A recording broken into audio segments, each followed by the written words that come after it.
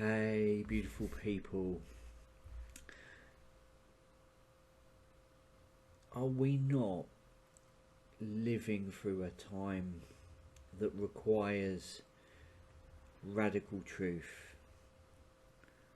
radical responsibility, alongside radical compassion? I remember the very moment when I heard those words for the very first time.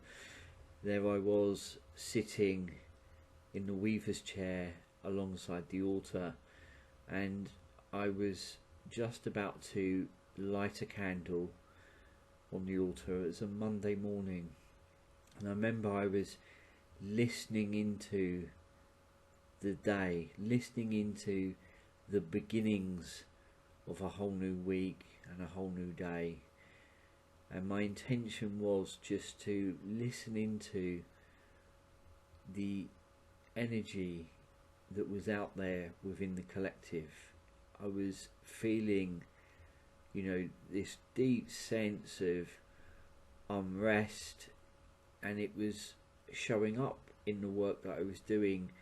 Those beautiful, incredible, courageous people that I get to sit with most days, there was this deep sense of unrest, this deep sense of unease. And when we kind of think about that, that unease and that unrest has been going on for such a long time. People pre-pandemic times were sitting there quite often on the edge of their beds on a Monday morning with their hands on their heads, saying, how much longer? How can I continue to live this way? How can I continue to do this? And I remember kind of feeling that sense of, that collective unease and that collective unrest. And, the patronesses and the deities that I work with, and have been for some time, are Bridget, the Irish goddess, Freya, Nordic roots, and Odin, and also in recent times Ellen of the Ways. And as I struck that match, always light a candle whenever I weave light or perform some candle magic, always strike a match, because it's a living, breathing thing. It's this action of striking rather than a lighter. Things that the innate have taught me is, it is life force, and it is striking a match. And I just struck this match, lit this candle, and there was this deep sense of those words, just as if they were placed within the space. Is it time for radical truth, radical responsibility, alongside radical compassion? And it felt like it was placed into the space there around me as a question. And if I was to say who I felt that was, I'm unsure at the time, but as time has gone on, hearing those words again recently, I would say that it was Freya. And there's a beautiful, beautiful story of Freya that I will share in the coming weeks. But she is a goddess of virtues and honor and strength, protection, and a force to really be reckoned with. And I think if we look out there in the world, for there is so much chaos, there's fragmentation. The question is, has the world lost its mind? And how often in one day are you being pulled, distracted, diluted, shoved from presence?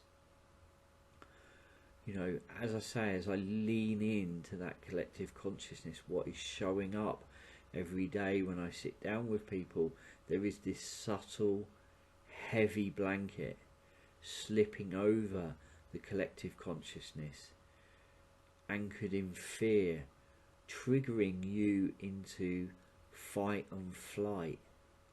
But I guess the greater question is, why?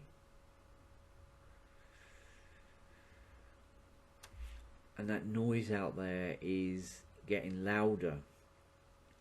You know, it's almost deafening. The world is ripping itself apart, and we are witnessing this dissolution in real time. But yet there is a profound message amongst all that noise, all that contradiction, if we can get quiet enough to hear it. When nothing is clear and everyone seems to be screaming and contradicting themselves and contradicting each other, you are being called to make a choice. The choice is between chaos and peace. To choose peace is to come back to yourself, to your intuition, to your higher self, and that part of you that is unwavering and universal and vaster than what we see or know. That part of you that instinctively knows what is real.